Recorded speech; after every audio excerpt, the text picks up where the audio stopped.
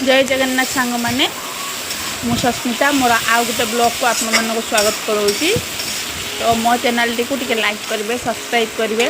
तो वर्षा बहुत जोर होता तो से संज बेले टे इच्छा है माने आलू आउ बेसिका पियाज शुखला लंका देकर उपमा खायापी।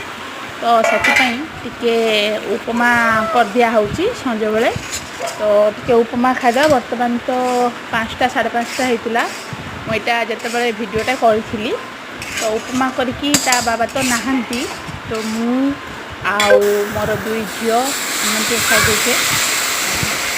तो आपण मैंने केमती उपमा कर मत कहे। मुझे पूरा सिंपल कर बेसी काटिके आलू दे दी भुसंग पत्र कंचा लंका शुखला लंका दे दी पूरा गरम गरम कर सांग मैंने लुहा कढ़ई करके खाए बहुत सुंदर लगे। और लुहा कढ़ई मांजते भी कष्ट हुए कारण अधिकांश लोक मांजते बहुत कष्ट हुए मत भी हुए। तो लुहा कढ़ई जमा लगे भी ना कि मांजते भी कष्ट नुहे। लुहा कढ़ई करूँ खातु देखते आम उपमा रेडी आम 3 जन मती समस्त को वेलकम कर खाइबे। Bye bye see you.